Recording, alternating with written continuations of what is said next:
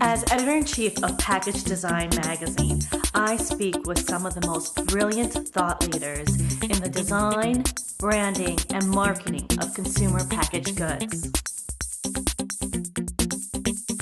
Through the generous support of our sponsors, we bring these experiences to you. This video series explores what inspires these thought leaders and their insights on the collaborative design process as a strategic business competence. I'm Linda Casey, and this is Package Design Matters.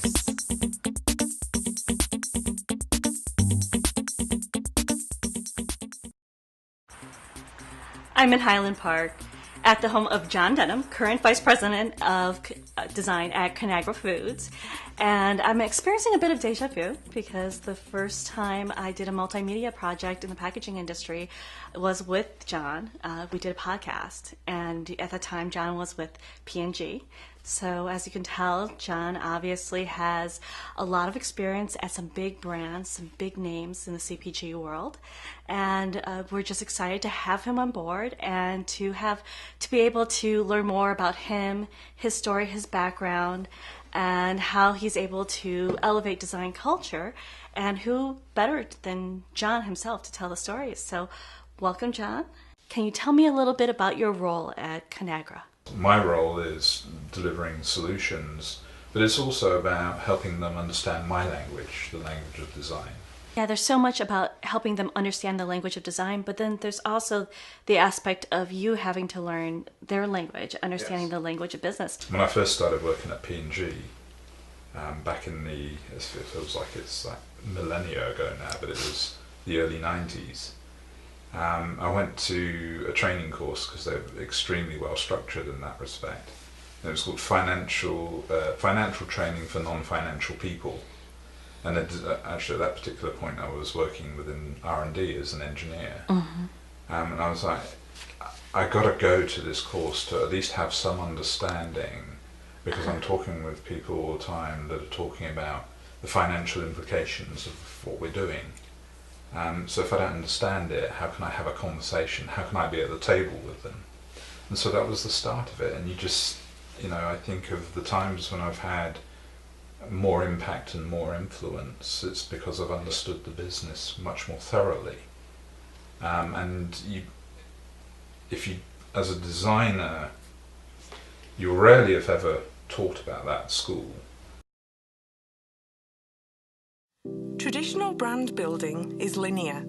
It builds one step after another over time, but it doesn't account for curveballs, like an unexpected insight, or factors like a recall or market crash. The best results come from an agile methodology, one that tests failure to achieve gains, using strategy, design, and prototyping concurrently, so you're always solving the right problem. Who thinks like this?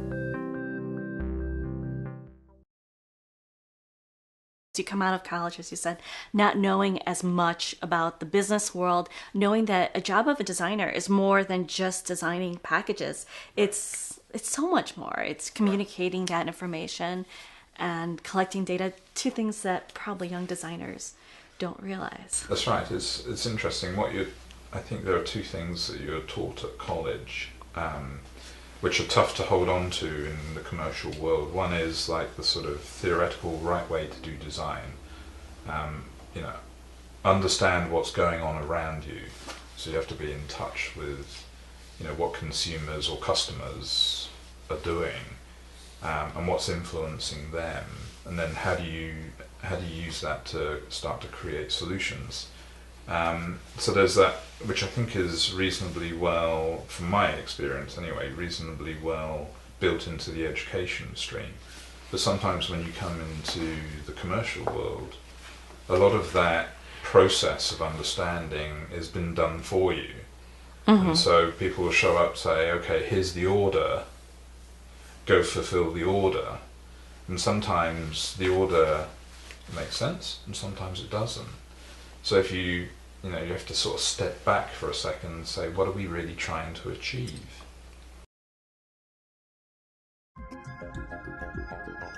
Visual brand communication is a cornerstone of effective package design. At Product Ventures, our graphic design professionals create distinctive and appealing package designs that articulate the brand's product message in a clear and compelling way. Visual positioning, brand identity, brand architecture, brand guidelines, graphic system implementation, and artwork production are all important aspects of our packaging graphics services. Our brand's packaging potential is fully realized when graphics and structure unite and both are leveraged to their full potential. The harmonization of graphic communications, sculptural expression, tangible interaction, and functional delivery excites the senses and creates a profound and memorable brand product experience.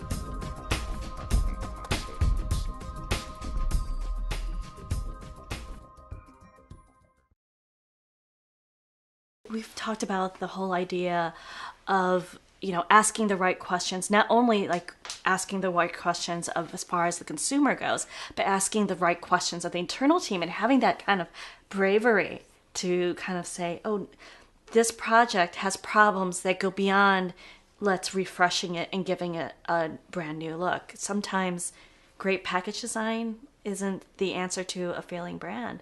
No, it's true. Yeah. How do you know when it's, how do you push back when someone comes to you and says, it's very tough. Yeah.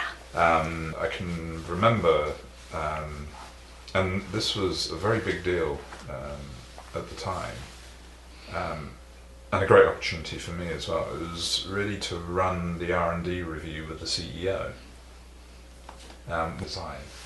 And then you would look at one of the absolutely critical brands, I'm not sure that's kind of right. But we'd have a conversation about it and it went away. And so there was this part where you had clearly to have the seat at the table in that venue was a colossal feather in my cap. But to even have that conversation, not be, we need to go and change that or we need to go and fix it. I hear what you say and you're the expert in this area, so let's run with it and see what happens. So it was, at the end of the day, that brand was the brand that the CEO wasn't in love with, was an incredible business success. And actually even in I was going to say the height of the depression, but it's actually probably more the depth of the recent economic depression, that brand was still growing at a healthy rate. So, the design was incredibly relevant, even if not everybody loved it. So one of the things you always got to learn is not everybody's going to love your design. And if you've got very robust reasons why, you've just got to stand up for it. So your point about courage is well taken. I think a lot of people, being a designer in a corporate environment, or even outside, if you want to be influential outside of that, you have a huge amount of courage, and that courage has to be very durable. At the start of a project where it's a blank piece of paper and the problem seems a pretty challenging one, how do we get inspired is, I think, a really useful question to get something from an idea or a concept all the way into manufacture. It is a team process, it's a very collaborative process. It's really about the collective, and that is the powerful piece. One person with one idea plus one person with another idea is potentially 3 and beyond really good ideas. We're delighted to have our name attached to such an incredible list of contributors. What does the wealth of your experience tell you about the future of design? Where's design going? That's interesting. A great question. I think one of the things that is coming more and more to the surface for me right now is design needs to show up at the table with great ideas that are going to positively impact the business and make a difference for it. And I think if it doesn't do that, I think it's going to become rapidly commoditized. So I kind of think about, you know, as I look at the general behaviours within some of the design transactions I'm experiencing or have experienced, the ones that have added more value have been where there's been an idea or an idea-driven design, as opposed to, let's say, subtly evolving an equity or something like that. And that has, to me, that has more value at the table. And from what I'm experiencing from some of my peers, that has more value at the table as well. So how does design bring that experience to life? How does it add value? And we've talked about adding value for as long as I've been working in design. But I think, you know, that's been through lots of different iterations and incantations. And I think if it doesn't come with a strong idea that compels the business forward, it'll fast be commoditized, and it will be, you know, it will somehow take that great cliche last decoration station to market on. So I think it has to, you know, really think about how it shows up at the table with ideas that will influence a different outcome for a brand and an outcome that is more positive for a business. So that's kind of how I think about it. How I experience it. So if I think about in the majority of the design models I've worked within, it's been a design management model. So we've always, majority of the time, we've outsourced design to agencies. The agencies that are creating interest, making a difference, or have the energy, are the ones that are showing up with new ideas and a new way, or a different or subtly different way to immerse the corporation in what that experience can be. I wouldn't go as far as co-creation because I think that's a unique style or a unique tool and not applicable across every circumstance. But I think the agencies that are driving the most interest, to me and with my peers, are the ones that are just showing up with a different way of getting their idea across, as opposed to you know, a more conventional, traditional way.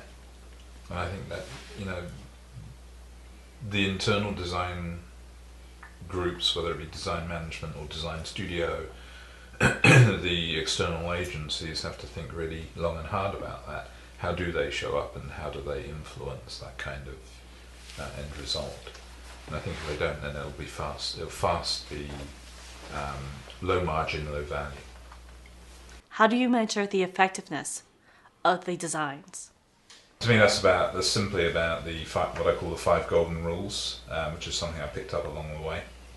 So the 5 golden rules are pretty straightforward. Firstly, it's about business results, and that just about trumps everything. Next thing is about management feedback. What's the feedback you're getting from management? You know, is it constructive, so on and so forth? Is it, you know, you always want it to be great. And you know, you can get there. I would say adoption by others. So I think of if it's within the team, if it's something I'm doing, if it's something somebody else is doing that's working really well, how do you take that and think about it in your business area and simply reapply it, because it can make a big difference for you. The fourth one is peer feedback. So the peers around you, are they giving you the right kind of feedback on the work that you're doing? And the last one is time or timeliness. And there's 2 aspects to that. Time is literally about how efficient you are at getting something done, And timeliness is about when you introduce the idea. And when talking about design effectiveness and knowing your audience and knowing the business, you have a dual challenge because you not only have to know ConAgra's brands, but also the private label buyers. Yes, that's correct. It's interesting.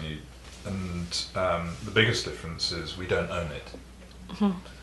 And that may seem like a trivial thing, but in actual fact it's absolutely colossal, and the complexity is huge. It's one golden rule for this business because the customers are all different. Mm-hmm. And they have different ways of working, they have different agencies, they have different time frames. Sometimes their time frames are incredibly short, and sometimes they're a little bit more flexible. So with private label too, the players are so different, and so you have to have this conversation. Obviously, you talked about the business and knowing the audience, but the collaboration with the private label buyers as well as the collaboration with their partners. Can you speak a little bit more about that collaborative process and how it's and what it's like to work with their agencies? Yeah, that's a great question.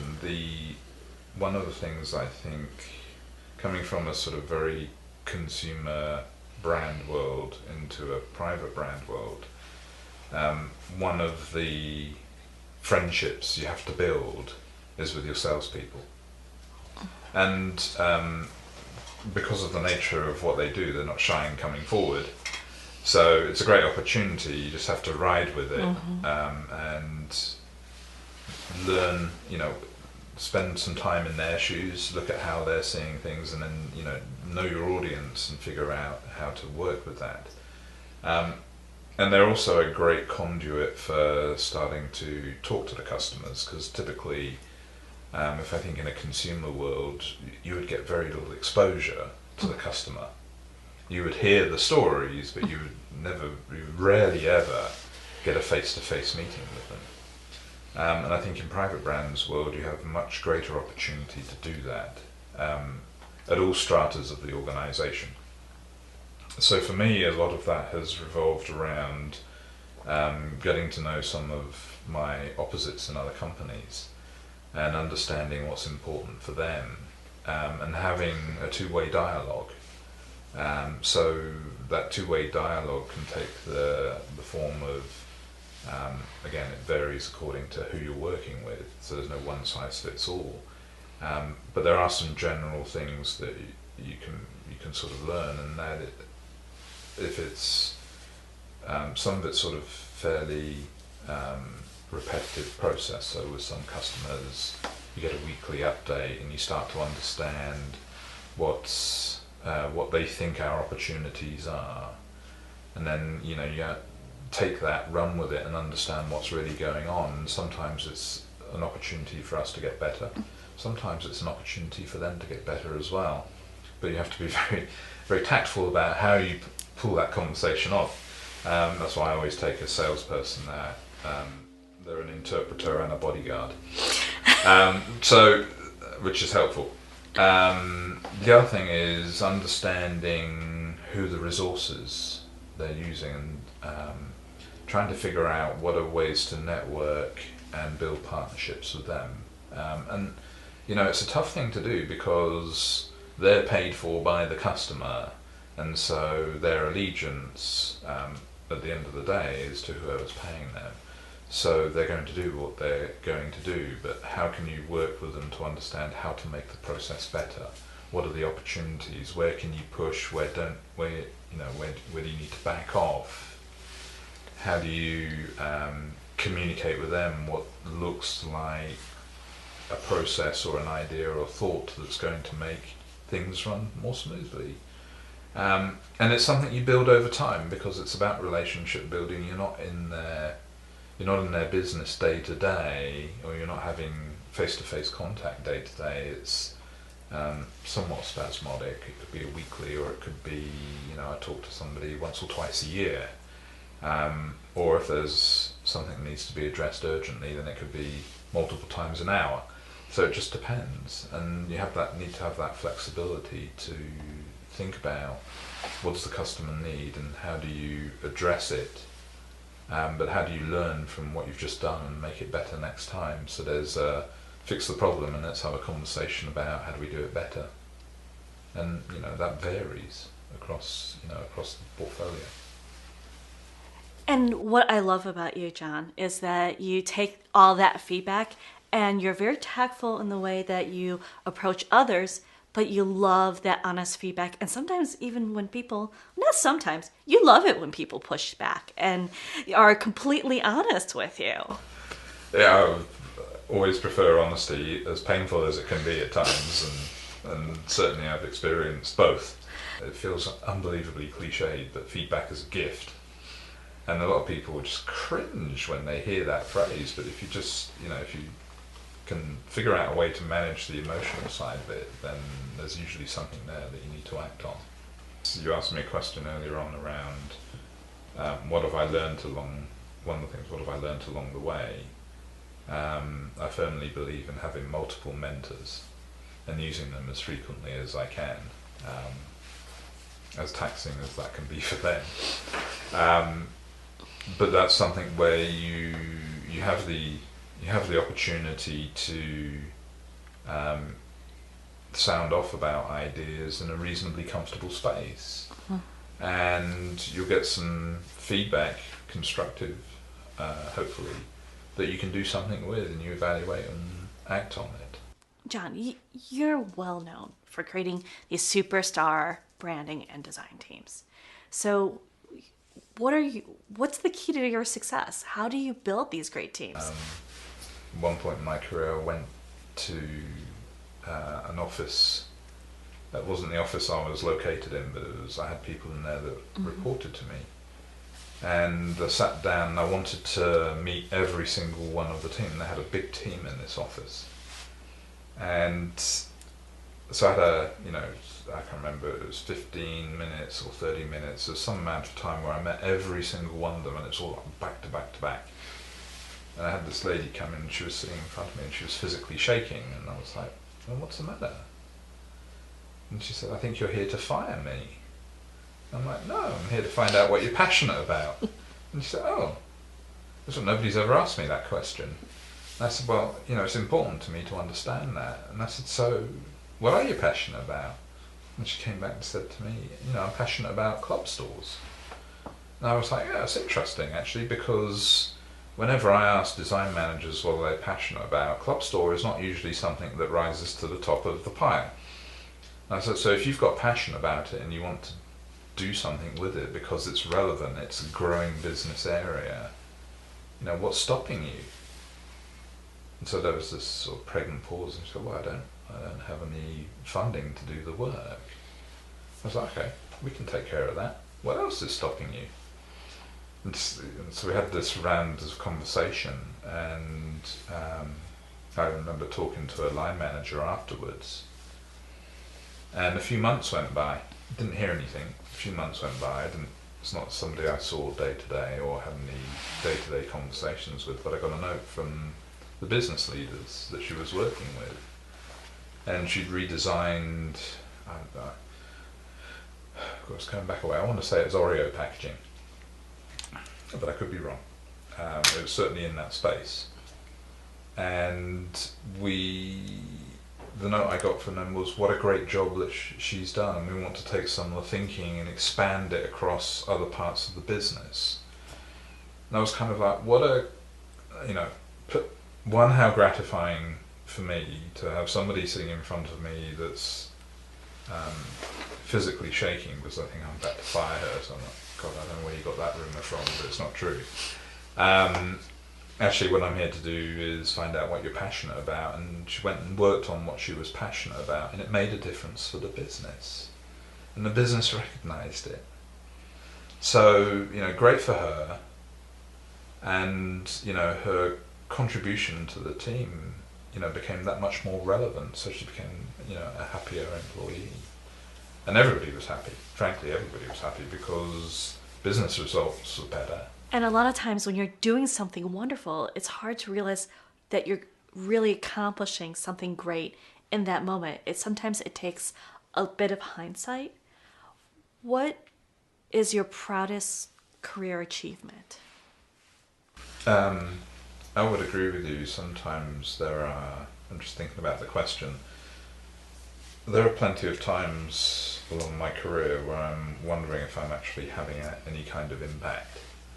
So it's actually good to have some people around you that can remind you that you actually are having impact, because just, if you don't have that, then, and you're working in quote unquote a hostile environment or a hostile to design environment, then you can lose confidence. So you need people around you to remind you what you're doing, what you're here to do, and celebrate the good stuff. And that's tough to do because we're not programmed to celebrate good. It's much easier for us to celebrate something that's gone wrong. In the current space, we've done great work on Orville, Redenbacher, and the influence of design on that has been great, even though fairly frequent over the past 3 years. But hopefully we've got it right now. I think we have. So that's just that sort of getting people aligned behind a design, whether it be graphic, structural, or organisational, is a colossal impact. And when you think about most designers, at the end of the day, that's kind of what they should be aspiring to. When you're onboarding new employees, do you find that these new designers, they're prepared to collaborate with others within the company and also externally with design agencies? One of the great corporate values of ConAgra is collaboration. And collaboration, can be very literally taken as what the word means, but it also can be about making the right connections at the right time to get something done. And ConAgra schools, one of my more community-driven activities is about evaluating how we recognise people, how you give recognition out, because that's just from a pure humanity side, that's important to understand you're being recognised for what you're doing. So how do we actually build that into our culture? So we work on that, and we base it around some very clear and simple values, and collaboration is one that is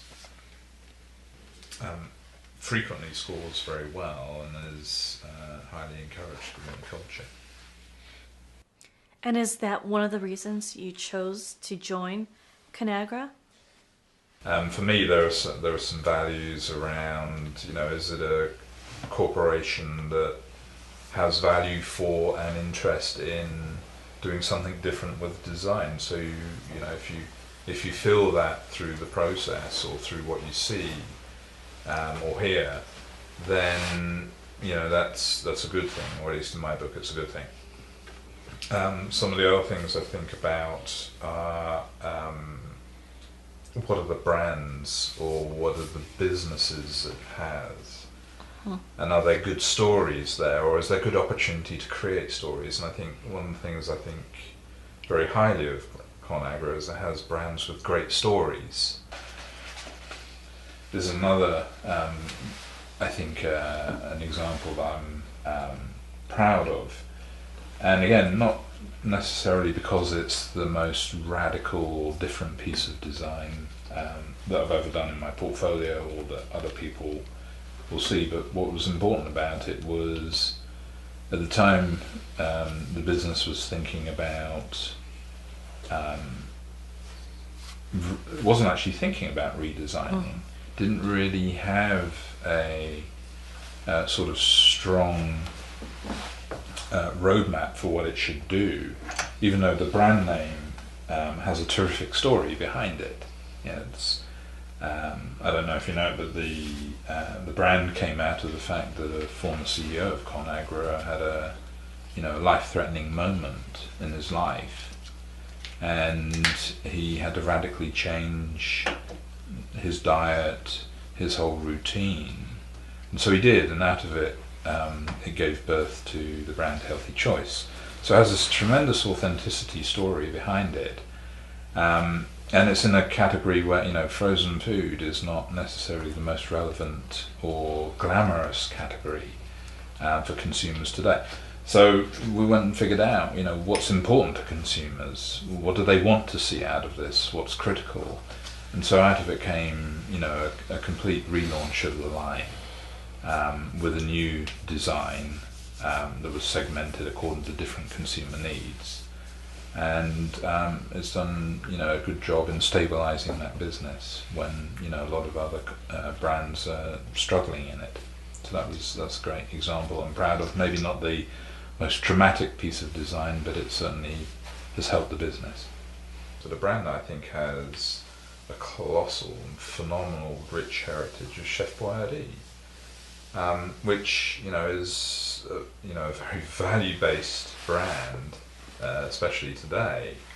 But the story behind it is terrific. You go back to somebody who came off the boat from Italy, learned to trade, became an entrepreneur, set up his own restaurant, then started mass manufacturing the stuff that he created in that restaurant, and it becomes a really prolific brand which has all this history associated with it. So what are some of the benefits of design studio versus design management and vice versa? They both have their own set of pros and cons. So I think of a typical challenge would be somebody want to do something fast around an innovative idea, and they could come to me and say, have we got the money? And so then you have to go through, maybe you're lucky and they do have the money, but if they don't, you have to go through figuring out where that's going to come from, and that takes time. And you lose momentum. Mm-hmm. As if you have an internal design studio, you can maintain momentum if you've got the right talent and it's there and they've got the time to work on it. The downside to me is you have to manage your talent differently, and sometimes that presents as many problems as it doesn't. So how do you attract great talent? How do you keep them focused on your business? And if you have, depending on what the breadth of your portfolio is it a portfolio that's going to keep people interested and excited to, go the extra yard and deliver something that more meaningful? And that's a pro and a con for having an internal studio. So I've thought about this many different ways in my existing role and others as well. I remember spending some time with Chris Hacker a while ago, just sharing an adult beverage or two, and we were talking about the pros and cons of both, and for him it was very much a pro, and for me at that particular point it was a con. So I think you have to think about where you're at, who's your audience, and how well does it fit. You would argue, well, what's the big difference between J&J and Kraft or P&G? And there are differences, but it's, how do you want to work with that? On the subject of talent, packaged goods, notoriously high cadence industry. I mean, yes. We move quickly. How do you keep your team flush with fresh ideas when you're moving so quickly?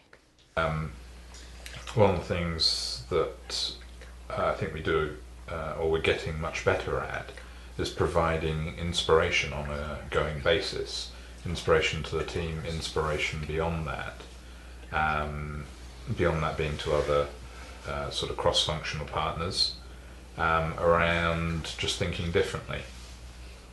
So that's something that we need to consistently focus on. But we've done it more recently, where we've taken folks off-site, expose them to different inspiration, whether it's in category, out of category, given them different thinking models, and either seen solutions or asked them to participate in generating a solution. So it gives them something to think about, and it may not be directly applicable today, but it may have some resonance in the future. So you're setting, you're sort of bringing a vision to life, even though it's it's a bit of a gamble. So that's something to think about. One of the things I've also done, and again, I don't think this is new thinking, but I think it's something that you can lapse out of is bring external speakers in who, you know, they may be radical or not, or they may be, you know, very thoughtful or provocative in a positive way.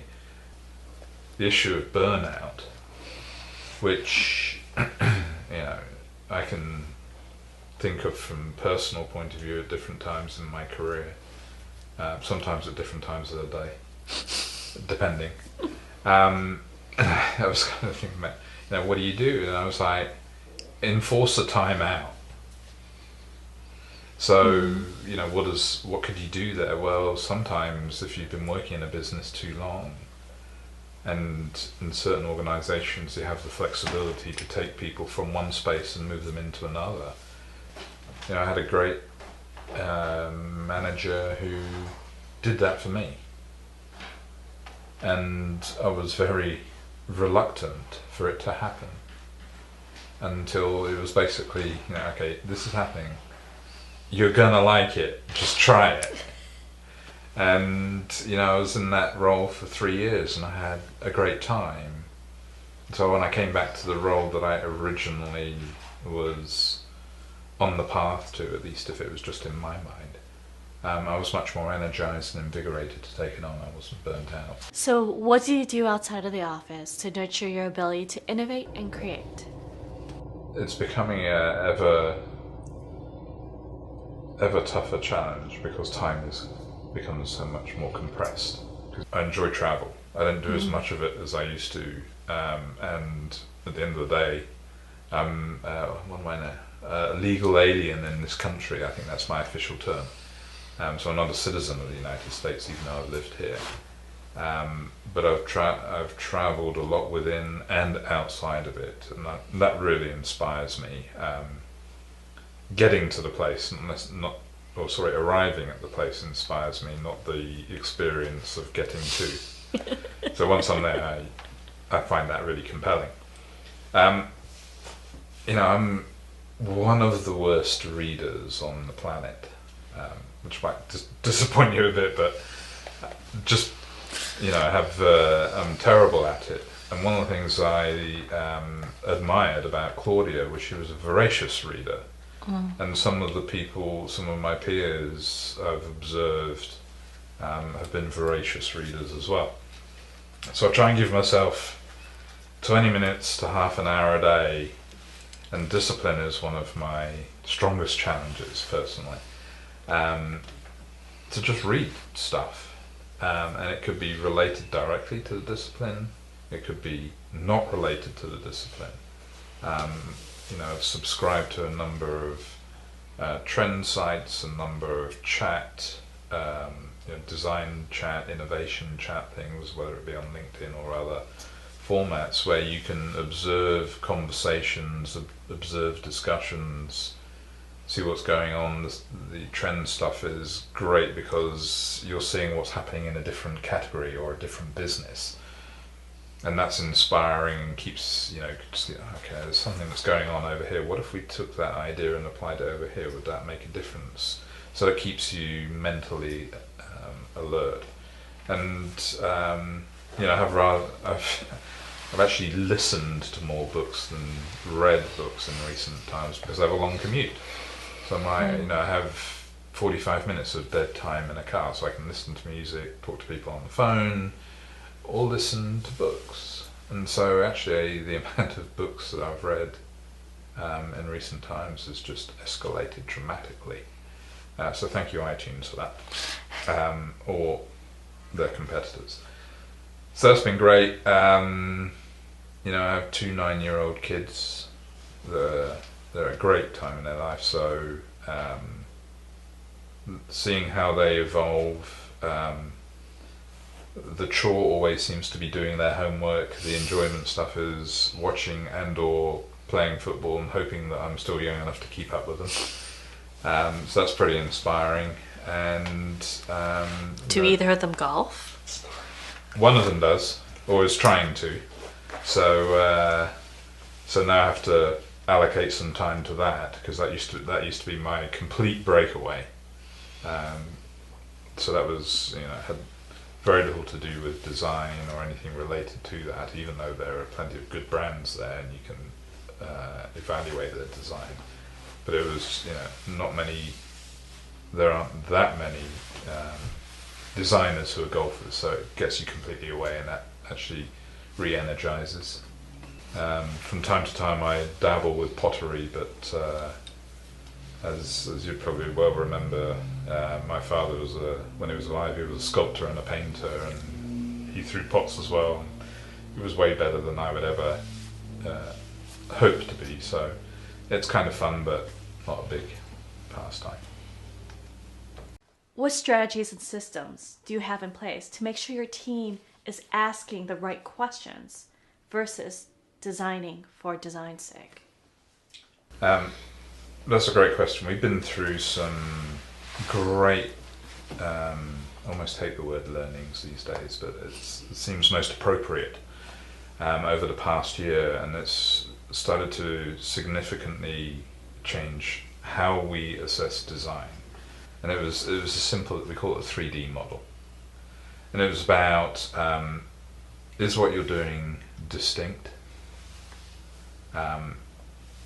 Is it deliverable?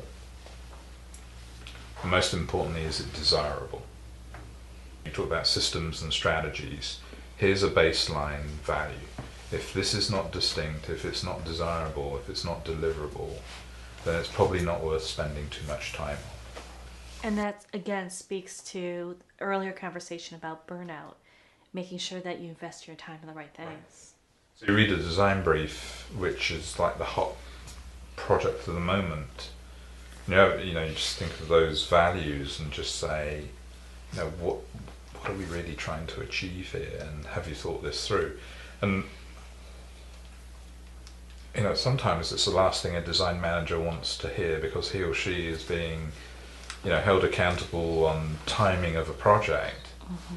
But at the end of the day, if we're doing something that's not going to build value into the business and make the consumers part with money, then it's probably not worth doing.